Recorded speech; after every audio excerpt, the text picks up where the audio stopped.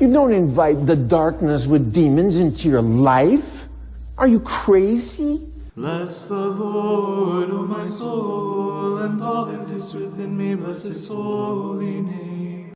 Hi, thanks for tuning in to Armor of God again, everybody. And as always, thank you so much for taking the time to be here with us. And hopefully all of you will be edified with what we've put together for you here. Now I notice there are a lot of Catholics from the Philippines watching the videos on this channel, so I thought I'd share something from the Philippine Association of Catholic Exorcists regarding curses in this video. While it's quite difficult to understand some of the words said by the priest, but hopefully the subtitle I provided for the video will be helpful for all of you. And please let me know if I made any mistakes in regards to the subtitles. And remember, for this channel I only share clips of exorcists who are Catholic priests, so please understand why I do not accept any suggestion from some of you who suggested that I should interview or share clips of a non-Catholic priest exorcists, or someone like Dr. Michael Heiser.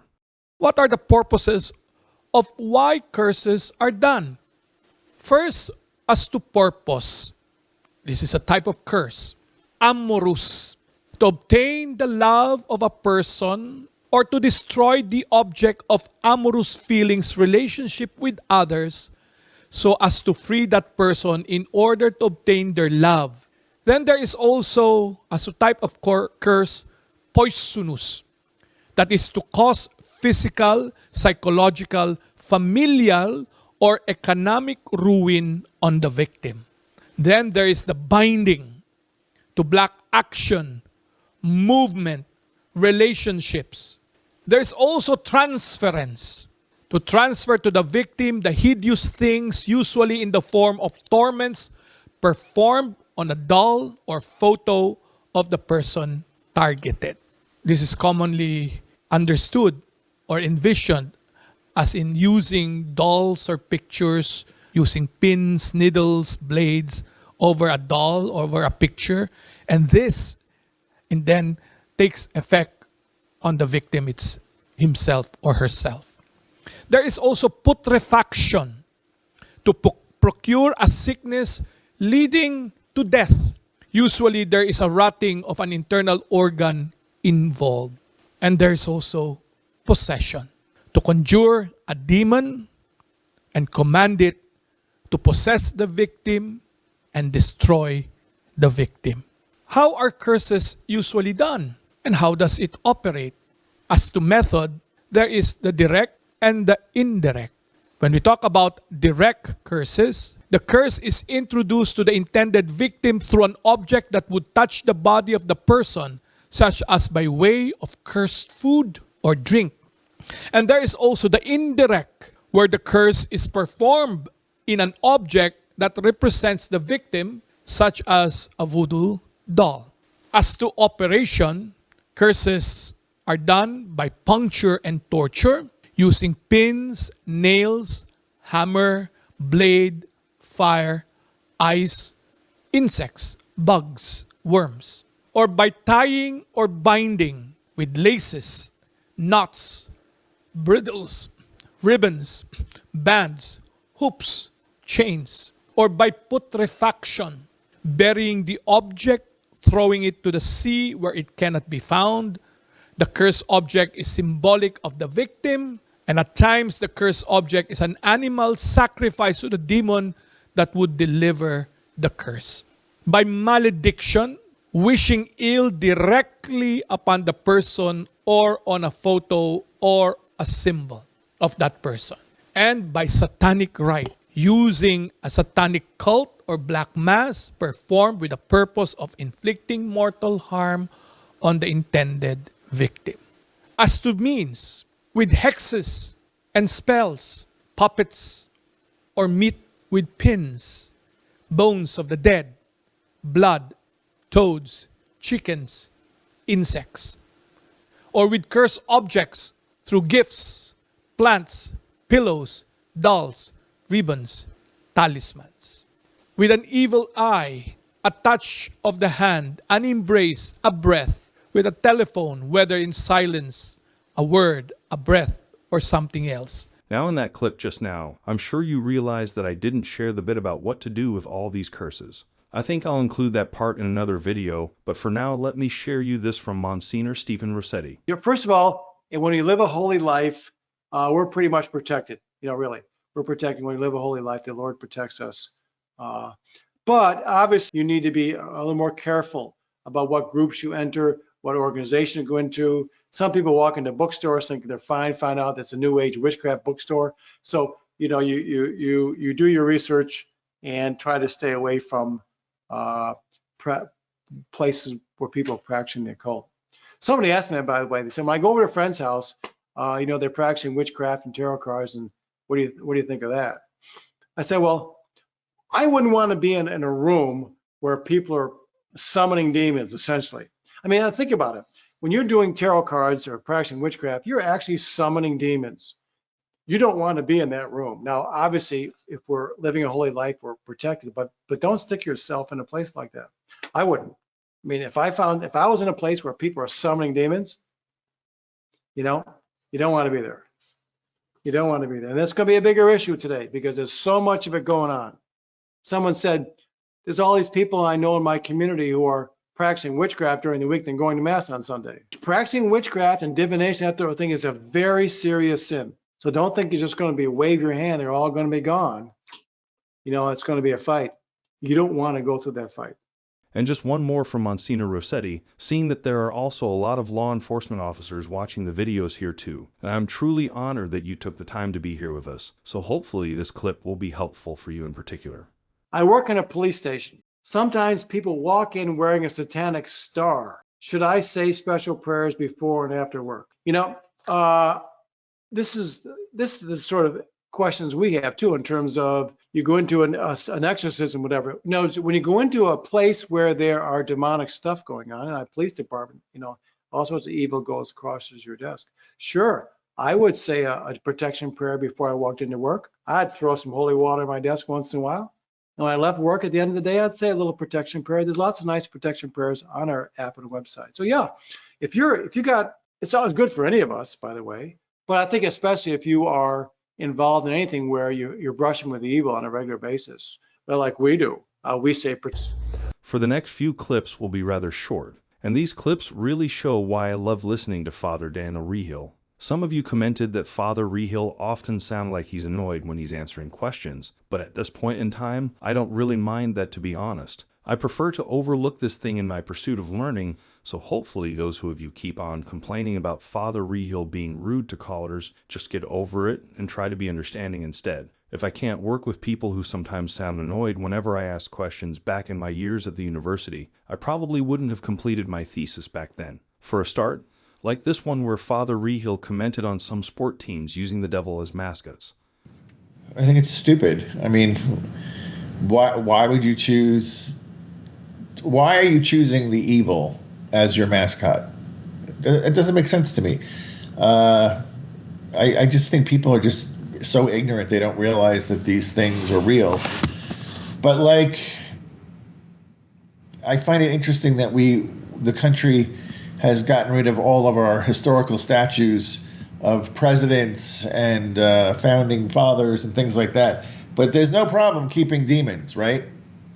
We can't have the Cleveland Indians, but we can have the demons. So stupid. And I think I've shared explanations from various priests before why exorcisms performed by the Catholic Church cannot be recorded. But still, this is brought up over and over again. So allow me to share this one from Father Reehil again with all of you. I'm fascinated by the subject, and I've really looked up and studied things like Eucharistic miracles with physical evidence, the Guadalupe, Fatima, things like that. Has anybody ever actually caught on tape someone levitating during an exorcism, or were the eyes or the contusions that a person could look at? Generally speaking, no, because we do not publicize people's exorcisms. We want to protect the dignity of the person, and that. How would you like to be known as the possessed person when you walk in your church? That everybody not wants a the whole video. lot. Yeah. How would I know which are all priests that are exorcists with these amazing stories? Can you pretty much trust them, or is there a way to know how to decipher, when you hear these things, which is more believable maybe than the other? Well, you're asking me if there's Catholic priests who are exorcists out there who are lying. I would say no. Why would they be lying? That would actually hurt their ministry if they're working for the devil. So that would not be a good thing. Okay. You want to read a real account? There's 4 of them published by Malachi Martin in a book called Hostage to the Devil. They're actual 4 case studies that he put in great detail so people could know, but he's changed the names to protect those people that were the victims. Could you repeat that title? Because I'm going to get that, please. Hostage to the Devil by Malachi. Yeah, I got it. Yep. Okay. Thank you, sir. All right. Have a good day. There are 2 more clips of Father Reehil here. The first one is this. Okay, so you're not allowed to cast demons out of anybody but yourself, your spouse, and your children who are not grown adults. Okay? So one would assume that you're going to have a conversation with the person. You know, you're not just going to do it like behind their back. You would be saying, I think there's something attached to it, and we need to get rid of it. And you would know if the person is practicing their faith, because it's true. If they're not attached to God, then it could create a bigger problem. But I think you would know that. This is your immediate, direct, nuclear family. And the last one is he's answering a question from someone who was divorced and asking Father Reehil's advice in regards to life after the divorce. Well, the teachings don't change, you know. And I'm sorry you got divorced, but now you get to live like me, celibate, and join the club. I mean, the priests are doing it. It's not impossible. The nuns are doing it. And if you want help, ask St. Joseph. In fact, I would recommend the best thing you can do is get a copy of Father Calloway's book, Consecration to St. Joseph, and begin tomorrow, like right away. And don't wait for the next Joseph feast day. Just start, do the 30-day consecration, and you're going to have amazing graces to build up your purity and to fight impurity. For the second part of this video, I'd like to share something from the late Father Gabriele Amorth, and it's regarding the gift of the evil one. And according to Father Amorth, the devil has the authority to give certain powers to his faithful. Since the devil is truly a liar, at times those who receive these powers either are not or do not want to be aware of their origin. They're all too happy to receive these free gifts. It may happen that one person is given the gift of clairvoyance. Others, simply by sitting in front of a blank piece of paper with a pen in their hands, are able to write page after page of spontaneous messages. Yet others feel that they can bilocate, and that part of them can enter buildings even far away. It is very common for many to hear a voice that at times suggests prayers and at other times anything but prayers. But what is the source of these particular gifts? From the Holy Spirit? Is their origin satanic? Are these simply metaphysical gifts? To be able to discern the truth, Father Amorth said we must turn to those who have experience in this matter. For example, St. Paul was constantly followed by a slave woman who had the gift of clairvoyance and thereby earned much money for her masters. This was a gift that originated with the devil, and it disappeared immediately after St. Paul expelled the evil spirit. And Father Amorth also provided the example of a witness who calls himself Erasmus of Bari. Many years ago, the witness experienced the game of the glass without realizing that it was a form of spiritism. The messages that he received during this game spoke of peace and brotherhood. And here Father Amorth pointed out how the devil can conceal himself under the appearance of good deeds. Sometime later, while the witness was in France practicing his ministry, he was given strange faculties. And Father Amorth again pointed out that this is noteworthy, and there are no places, no matter how sacred, where the devil cannot enter.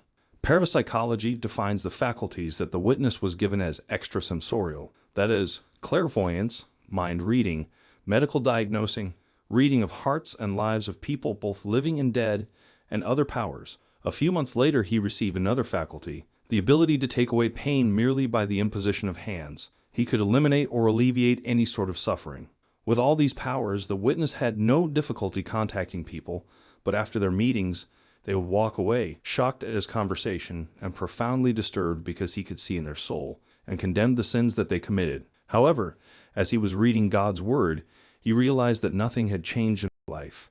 He continued to be quick to anger, slow in pardoning, easily resentful, and given to take offense at nothing. He was afraid to pick up his cross. He was afraid of the future and of death. After a long journey in search of answers and many painful experiences, Jesus directed him to the renewal movement. There, he found brothers who prayed over him, and they realized that what happened to him was of diabolical origin and not divine. He can witness that he has seen the power of the name of Jesus. He recognized and confessed his past sins. He rejected every form of the occult. These powers came to an end and God forgave him. And Father Amorth then reminded us not forget that the Bible gives us examples of extraordinary deeds performed by God and by the devil. Some of the wonders that Moses performed at God's command were mimicked by the court's magicians.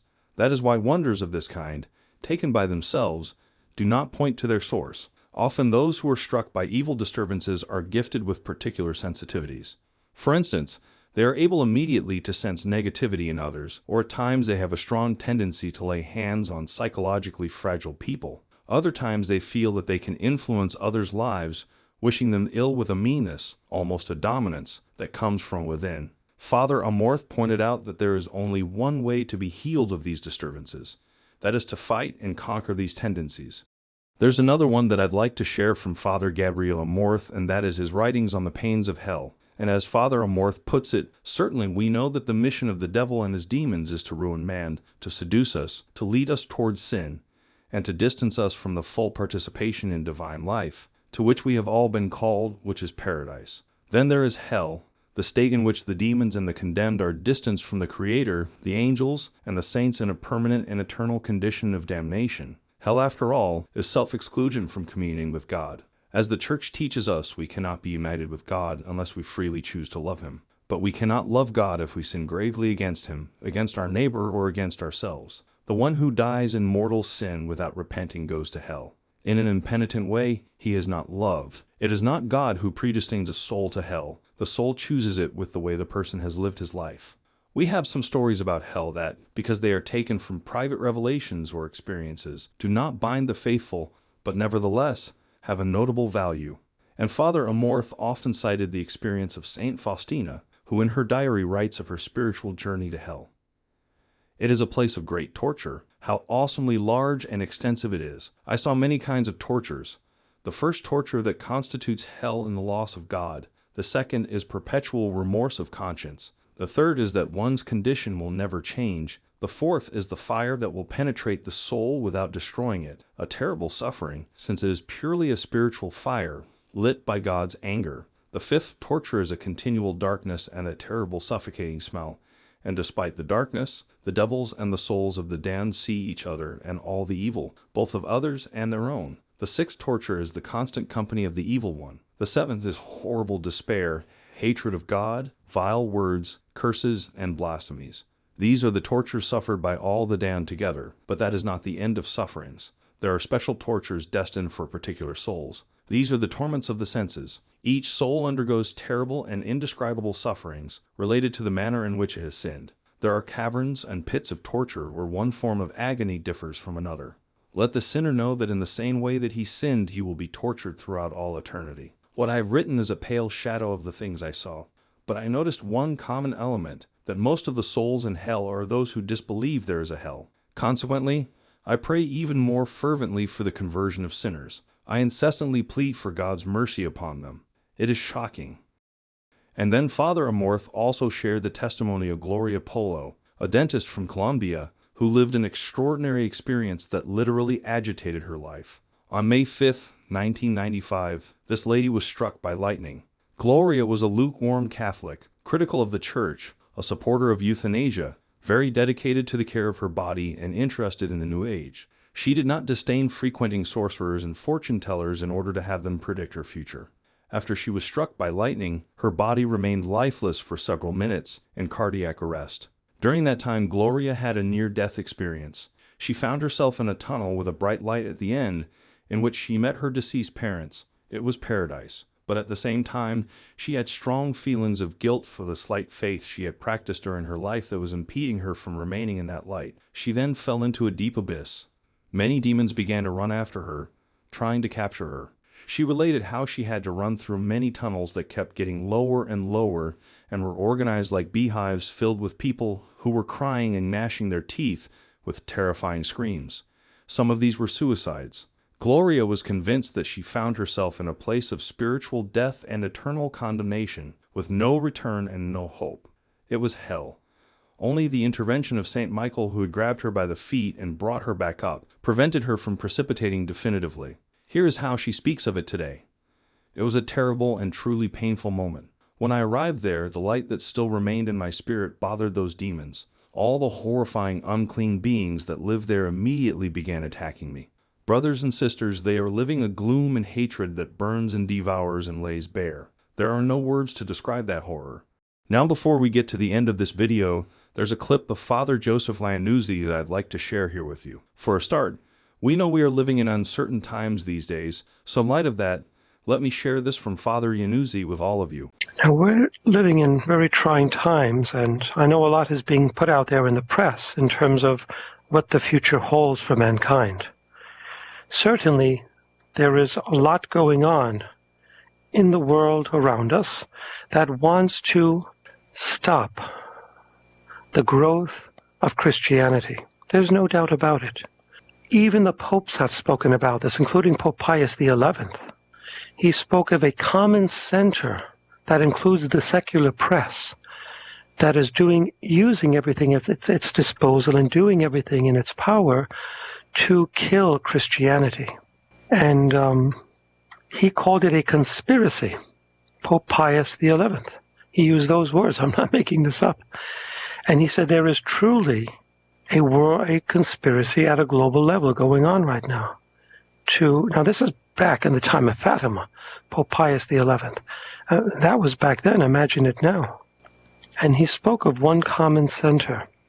And this came from his encyclical on communism, which is spreading throughout the world. Now, and Pope Pius XI spoke of communism spreading its errors throughout the world, which Our Lady warned us of. And it started, with the whole Bolshevik Revolution. And ironically, at the time of Fatima, there was a revolution going on in Mexico under Calles when he shut down all the churches. And he was hanging priests on butcher hooks, massacring people in church while they were praying. At the same time, across the globe, in Russia, you had Vladimir Ulyanovsk Lenin, who, started the Bolshevik Revolution. But Lenin, who was Russian, adopted this German Communist Manifesto and applied it to all the curricula in the schools of Russia and to the governance. So Russia seized all private property and made it its own and gave to whom it pleased, when it pleased, well, how it pleased.